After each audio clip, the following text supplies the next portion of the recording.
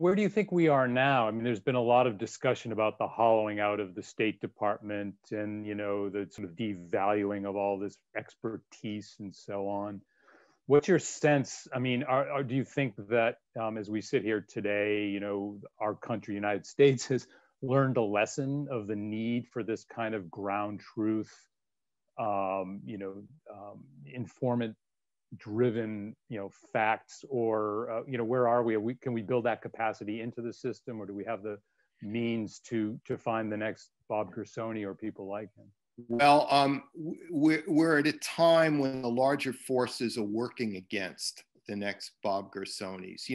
There's a famous line in Ernest Hemingway's first book, The Sun Also Rises, where there's a character who's gone bankrupt and is just an alcoholic because he's gone bankrupt. And another character asks him, how do you go bankrupt? How does it happen? And he said, well, first gradually and then suddenly, So that's kind of like the State Department and USAID, because the drift downward actually began at the end of the Cold War.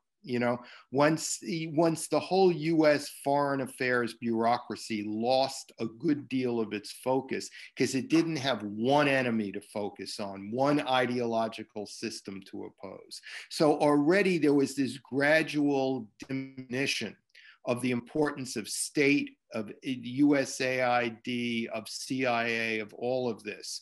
The 90s were an era where we felt that we were the unipolar power, nobody could challenge us. It made us sloppy and a bit lazy. But it all went sudden with the Trump era. It was like the Trump era was a real decimation of the State Department and USAID, but it's important to realize that it actually started sooner in a more gradual way. Also, social media is a disruptive technology. It gives people the assumption that we don't need people out in the field. You can know anything by the internet or by following the Twitter feed from this country or that. Also, email itself has made it harder for diplomats at American embassies in foreign capitals to escape from the embassy and take a bus or travel around the country and file a cable about what they've seen, because email changed them to their desk, because they're getting emails not only from their immediate superiors at state, but from commerce, agriculture, all these departments who now, because it's so easy to get in touch with a first secretary or a second secretary, just bombard them with questions.